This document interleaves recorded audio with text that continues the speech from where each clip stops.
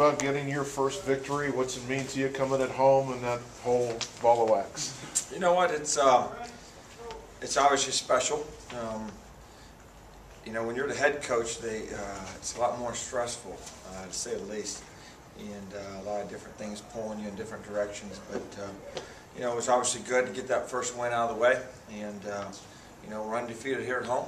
That's something we talked about quite a bit, and our fans started to get excited a little bit there on third down and trying to help the team out. So it was fun, and you know, we'll come back next week and hope to do the same thing. Pretty pleased 3 times in the red zone, come away with 3 scores. Yeah, you know, we did some good things there. Obviously ran the ball well. You know, the other thing is knock on wood, we didn't have any turnovers. It's such a big, important part of the football game, and hopefully we can continue to do that. The running game was working, so we kind of just decided, you know what, we're just going to stick with that run game until they decide they're going to stop it.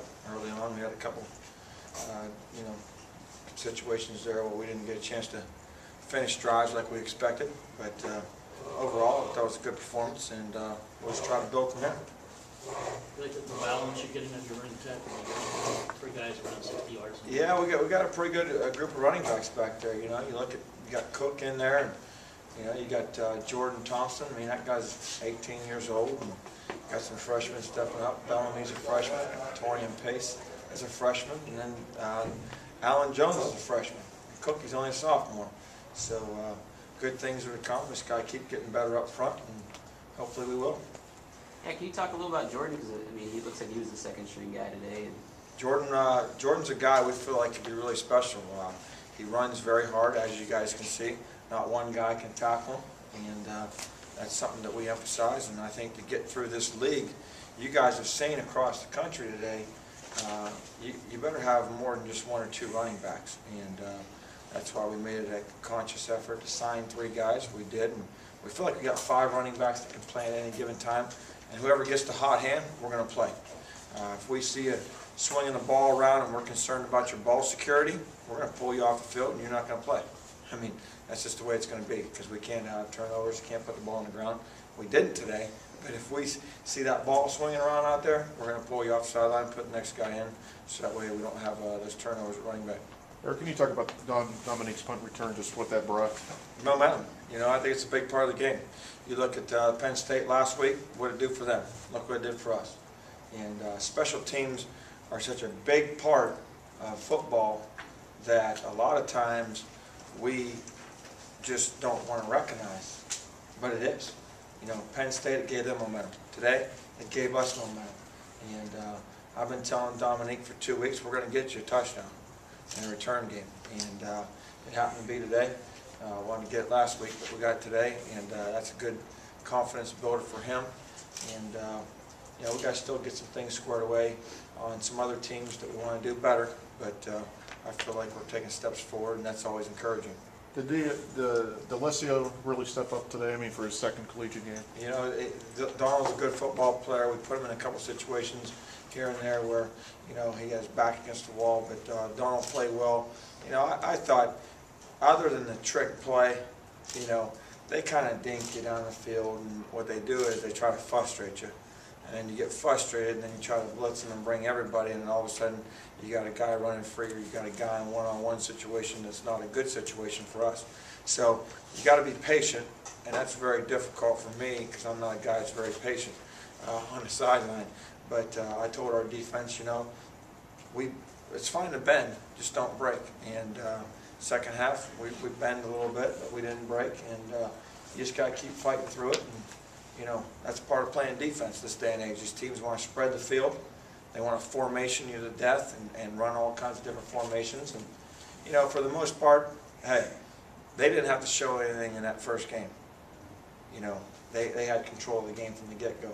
For us to come out there and make the adjustments we made against a team that has some pretty decent offensive firepower, and not only let them in the end zone one time, you know, that's a good start for us. Eric, earlier in the week you said you played this game through your mind several times. Did it play out the way you thought about it? You know, I thought we would have played a little bit better in the first half. You know, they kind of, early on there in a couple series, you know, like I said before, they were very vanilla in the first game.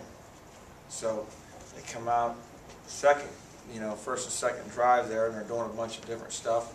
And we just got to get our kids settled down. That's the whole key, is when they get to the sideline, not panicking, not pushing the panic button, getting these guys to settle down so that way they can go out and execute. And then we talk as a staff, say, hey, we need to get the ball here and here and here because they're doing this and this and this. And, they did some things today that Iowa used to do to me when I was at Illinois. So, it's they all go back and watch those films of where you've been. A lot of people probably may have thought the margin should have been wider at halftime. Was there any panic at all, 17-7? I don't know. I kind of had a feeling that it might go that way. Coming off of the Penn State game, the atmosphere, and then coming out here, playing a team that hadn't had to show them their cards. They have the nothing to lose, so they can just come after you and do a bunch of different things, and obviously they did that. But I kind of had a feeling at halftime it was going to come to that, and I felt like in the second half we'd come out and take care of business, but I kind of had an inkling that was going to happen. When you pictured this game in your mind, were you this wet? I was not wet. I was not wet, I can assure you that. But my wife growing up in Africa, she's convinced me that that's the Lord blessing us with rain, and obviously He's blessed this valley and this football team on our first win. Eric, what will you remember? I know it's just the first win, but what will you take from this, and what will you remember from this because it is the first? I think the biggest thing for me is it's completely different being the head coach. You win a ball game 31-7, and that competitor in you wants to win 50-0. And I see that.